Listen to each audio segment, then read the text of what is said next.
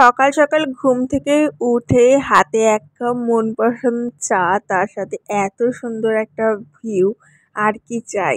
এইরকম একটা সুন্দর সকাল উপহার পেতে আমরা সদূর সমতলে দুর্গাপুর থেকে জার্নি করেছিলাম একদম কালিম্পংয়ের উদ্দেশ্যে গত দুদিন আগে। আজকে আমাদের সেকেন্ড দিন কালিম্পংয়ে এই হোমস্টেটাতে। এটা একটা ঘরোয়া হোমস্টে, এখানে খাবার দাবার থেকে থাকা অসাধারণ সুন্দর এবং তার সাথে ভিউ ফ্রি। এখন রয়েছি আমরা আমাদের হোমস্টে টেরিসে। এখানে আমরা করব আজকে ব্রেকফাস্ট, আর ব্রেকফাস্টে আমরা ফ্রি পেয়েছিলাম। ব্রেকফাস্টে রান্নাবান্না খুব সুন্দর ছিল, লাঞ্চটাও আমরা এখানে করছিলাম। তো আজকের ব্রেকফাস্টে আমাদের ছিল গরম গরম ফুলকো ফুলকো বড় বড় লুচি, তার সাথে ঘুগনি, নিরামিষ ঘুগনি, তার উপরে দই দিয়ে গার্নিশিং ছিল। হেভি টেস্ট ছিল, আর ভিউটা দেখে তো আর কিছু খেতেই ইচ্ছা করে না। এরকম একটা সুন্দর ভিউ দেখলে এমনি এমনিই মন ভরে যায়। Hello everyone, this is Ivy, welcome back to my channel EC studies এর নতুন পাতায় তোমাদের সকলকে সুস্বাগতম জানাই। আজকে কালিম্পংয়ের ট্যুর ব্লগের একটা নতুন সকালে তোমাদের সকলকে সুস্বাগতম জানাই। গত দুদিনে আমি শেয়ার করেছি দুর্গাপুর থেকে ভায়া বর্ধমান হয়ে শতাব্দী এক্সপ্রেসে করে কিভাবে আমরা পৌঁছালাম শিলিগুড়িতে, তার সম্পূর্ণ জার্নি, ফুড রিভিউ, এবং শিলিগুড়িতে একটা হোটেলে ছিলাম রাত্রেবেলা। পরদিন সকালবেলা শিলিগুড়ি থেকে সদূর কালিম্পং এলাম, রাস্তায় তিস্তা নদীর ধারে সুন্দর ব্রেকফাস্ট করলাম। সমস্ত ব্লগ চ্যানেলে আছে, চাইলে তোমরা দেখে নিতে পারো। আর তারপরের দিন আমরা গিয়েছিলাম কিছু অফবিট জায়গা ঘুরে দেখতে। আজকেও আমরা বেরোবো কিছু অফবিট জায়গার সন্ধানে। অফবিট জায়গা মানে যেখানে লোকজনের ভিড় কম, জায়গাটা খুবই সুন্দর, অথচ শান্ত স্নিগ্ধ, অথচ অত ভিড়ভাট্টা নেই। যদিও আমাদের হোমস্টে থেকে ভিউটা জাস্ট দেখো, এই ভিউটা দেখলে আর কিছু লাগবে আর কিছু লাগবে না। আমাদের গাড়ি চলে এসছে, ব্রেকফাস্ট করে নিয়েছি, চান টান করে ফুল রেডি, চলো বেরিয়ে পড়া যাক। কিছু অফবিট জায়গা যেগুলোর সন্ধান কেউ জানে না কালিম্পংয়ে, সেরকম কিছু জায়গা আজকে ঘুরে দেখবো, সঙ্গে তোমাদেরও নিয়ে যাব। গাড়িতে চেপে আমার মেয়ে সে কি নাচ আনন্দে, আর আমাদের গাড়ির ড্রাইভারও বেশ ভালো ছিল, হালকা মৃদু গান চালিয়ে দিয়েছিল, এবং সঙ্গে পাহাড়ি দৃশ্য ফ্রি। আর এই যে আমরা সবাই বসে পড়েছি, আর বরাবরের মতো আমার সাথে রয়েছে আমার শাশুড়ি মা, দেখতে পাচ্ছ, আর তার কোলে আমার মেয়ে, এপাশে রয়েছে আমার হাজবেন্ড, এবং সামনে ড্রাইভারের পাশে বসে আছে আমার শ্বশুর মশাই। এটা হচ্ছে আমরা ফুল টিম, সব জায়গায় আমরাই ঘুরতে যাই। হ্যালো সবাই, আমরা হাই করছি তোমাদের সকলকে নিয়ে আজকে কিছু অফবিট জায়গা ঘুরে দেখব, যে জায়গাগুলো ভীষণ সুন্দর। বিশ্বাস করো, না দেখলে বিশ্বাস করবে না। তো চলো আমার সাথে দেখে আসবে। কালিম্পংয়ে যেহেতু অতটা ভিড়ভাট্টা এখনো হয়নি, তার জন্যে কালিম্পংয়ে যেতে কিন্তু শিলিগুড়ি থেকে গাড়ির খরচা একটু বেশি, ৩,৫০০ টাকা। সেখানে দার্জিলিং কালিম্পংয়ের থেকে আরেকটু উঁচুতে, কিন্তু সেখানের ভাড়া কিন্তু ৩,০০০ টাকা। কিন্তু কালিম্পংয়ের যে দ্রষ্টব্য স্থানগুলো আমরা করে দেখি, সেগুলো কিন্তু তুলনামূলকভাবে অনেক উঁচুতে কালিম্পং শহরের থেকে, এবং সেগুলোর হাইট তুমি বলতে পারো খানিকটা ওই দার্জিলিংয়ের মতনই, তার জন্য বেশ ঠান্ডা লাগে উঁচুতে গিয়ে। এখন আমরা কালিম্পংয়ের মেন মার্কেটটা পেরোচ্ছি। মার্কেটের মধ্যে মোস্ট প্রবাবলি এখানটা মার্কেটের মধ্যে দেখতে পাবে প্রচুর গাড়ি দাঁড়িয়ে আছে, কারণ এদের গাড়ি স্ট্যান্ড নেই, তার জন্য রাস্তার উপরেই এরকম করে স্ট্যান্ড করে দাঁড় করানো থাকে। আর এরকম পাহাড়ি ফুল তোমরা রাস্তা দিয়ে যেতে যেতে প্রচুর দেখতে পাবে। আগের বছর মে মাসেও আমরা এসেছিলাম কালিম্পং, এবছর এলাম সেকেন্ড টাইম।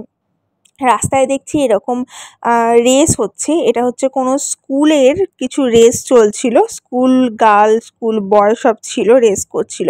আমাদের গাড়িটাকে দাঁড় করিয়ে দেওয়া হয়েছিল, কিন্তু রাস্তার মধ্যেই ওরা রেস করছিল। তারপরে আমরা আবার এগিয়ে চললাম আমাদের গন্তব্যের দিকে। আজকে আমরা দেখতে যাচ্ছি একটা রিভার, একটা নদী, তার জন্য আমরা উপর থেকে একটু নিচের দিকে যাব, সমতলের দিকে যাব, যেখানে নদীটা অবস্থিত। এবং সেই নদীটা নাকি অসম্ভব সুন্দর, এবং সেখানে একটা ব্রিজ আছে, সেই ব্রিজের দৃশ্যটা তোমরা দেখলেই প্রথমেই। তো ওই জায়গাটা নাকি সবাই দেখতে যায়, তবে ওই জায়গাটা কিন্তু খুবই অফবিট, তার জন্য খুব কম সংখ্যক ভিড় সেখানে আছে। তো মোটামুটি কথাবার্তা বলতে বলতে আমরা পৌঁছে গেছি এই জায়গাটাতে। ব্রিজটা থেকে শুধু জায়গাটা দেখো কি অসম্ভব সুন্দর, এখান দিয়ে পাথুরে নদী বয়ে যাচ্ছে, পাশে পাহাড়ি ঘর, একটা পাহাড়ি শুনশান রাস্তা, চারিদিকে পাহাড়, কি অসম্ভব সুন্দর। একটা রং তুলি থাকলে আমি বোধহয় বসে এখানেই ড্রয়িং করতে শুরু করে দিতাম। ভিড় ভাট্টা যুক্ত জায়গাতে ঘুরে ঘুরে আমরা সব হাঁপিয়ে উঠেছিলাম। তার জন্য আমরা চেয়েছিলাম এবারে একটু আলাদা রকম ফাঁকা ফাঁকা জায়গা ঘুরে দেখতে। এটার নাম হচ্ছে রাইলি রিভার। এখন আমরা রয়েছি রাইলি রিভার, কালিম্পং থেকে অনেকটা নিচে। খুব গরম করছে, ওই জন্য ঘেমে যাচ্ছে। এখানে আর অত ঠান্ডা নেই গো। রাইলি রিভার, পরিবেশটা খুব সুন্দর চারিদিকে।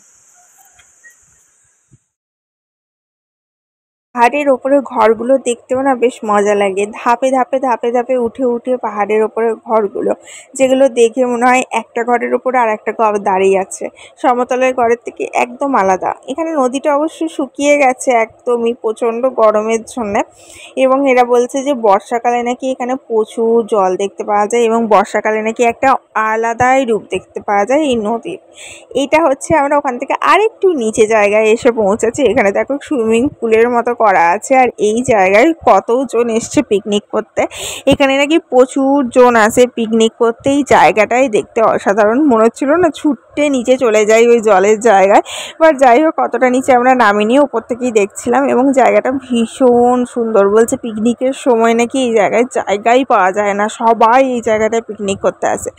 এরপরে তো আসল জায়গাটা তোমাদের দেখায়।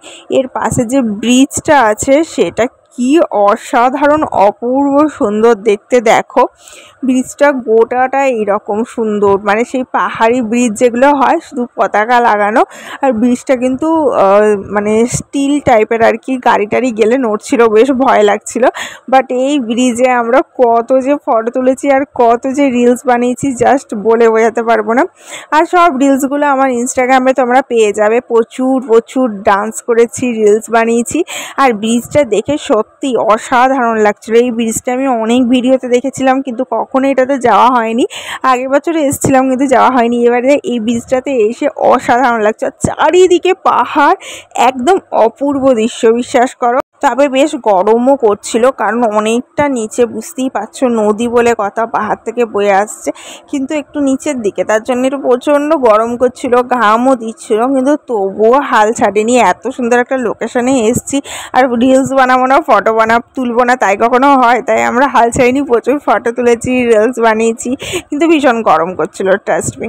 এর নিচেও নামা যেত, একদম নিচে যেখানে সবাই চান টান করছে ওখানেও নামা যেত, বাট ওখানে অত দূর আমরা যাইনি। ওখানে নাকি রাফটিংও করা যায়, যখন অনেক জল আসে তখন নাকি রাফটিংও হয় এই নদীতে। ওই দূরে দেখো কিছু কনস্ট্রাকশনের কাজ চলছে, তার জন্য খুব ধুলো উঠছিল। বাট ধুলোটা ক্যামেরায় ক্যাপচার করার সময় ঠিক যেন মনে হচ্ছে একটা জায়গায় মেঘ জমে আছে এবং মেঘটা ভেঙে ভেঙে আস্তে আস্তে উড়ে উড়ে যাচ্ছে, কিন্তু ওটা মেঘ নয়, ওটা ওখানে কিছু কাজ চলছিল, খোঁড়াখুড়ি চলছিল, তার জন্য ওখানটাতে ধুলোর মতো উঠছিল। দেখতেই পাচ্ছ কি ভীষণ ঘেমে গেছি।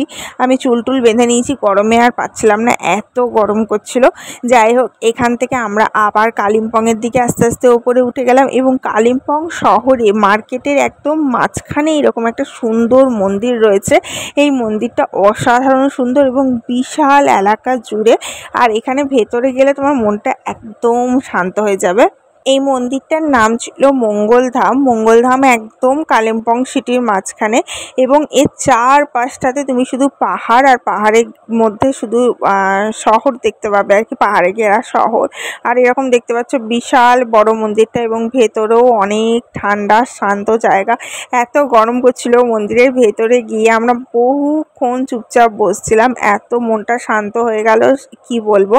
এবং ভেতরে কৃষ্ণজির মূর্তি আছে এবং বিভিন্ন ধরনের ঠাকুরের মূর্তি আছে, এবং ভেতরটা আমরা প্রদক্ষিণ করলাম। এই যে দেখো, এখানে কৃষ্ণর বিভিন্ন অবতারের সময়কার ঘটনা এখানে ছবি দিয়ে, মানে এরকম করে মূর্তি করে বর্ণনা দেওয়া আছে।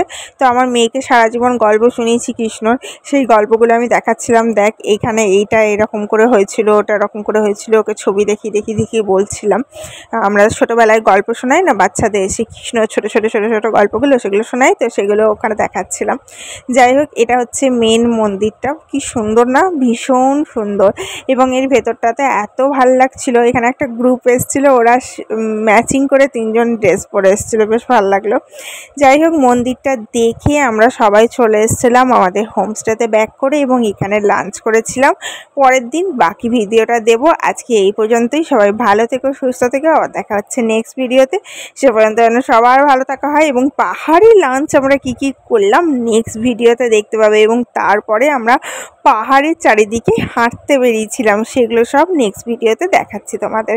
আজকে এখানেই বিদায় নিই। আর এটা হচ্ছে ওপেন টেরিসটা আমাদের, কি ভীষণ সুন্দর না। এর ওপরেও দেখো রুম রয়েছে, বাথরুম রয়েছে।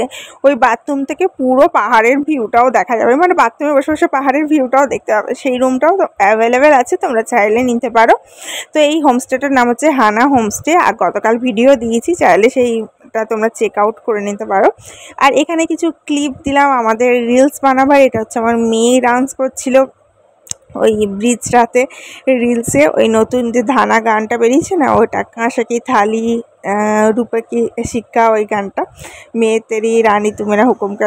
এখানে আমি ডান্স করছি, মানে রিলসগুলো বানাচ্ছিলাম আর কি। তো এই গান দিয়ে এই রিলসগুলো যদি তোমরা দেখতে চাও তাহলে আমার ইনস্টাগ্রামটা অবশ্যই ফলো করো, বা ফেসবুকেও আমাকে ফলো করতে পারো, ওখানেও দেখে নিতে পারবে। এই রিলসগুলো সব গান দিয়ে দিয়ে দেওয়া আছে, এখানে তো আর গান দেওয়া যাবে না, তার জন্য এখানে এমনিই দিলাম ভিডিওতে। আমার এই ট্যুর ব্লগগুলো যদি তোমাদের ভালো লেগে থাকে তাহলে অবশ্যই চ্যানেলটাকে লাইক দিও, এই ভিডিওটাকে লাইক দিও, চ্যানেলটাকে সাবস্ক্রাইব করো, এবং ভিডিওটাকে একটু বন্ধুবান্ধব ফ্যামিলি মেম্বার সবার সাথে শেয়ার করে দিও, সবার দেখার সুযোগ করে দাও। কারণ আমি অনেক ইনফরমেটিভ ভিডিও বানাই, অনেক ভালো ভিডিও বানাই, সবার কিছু না কিছু হেল্পে লাগবেই আমার ভিডিও দেখলে। ঠিক আছে, দেখা হচ্ছে কালকে বন্ধু, ততক্ষণ ভালো থেকো।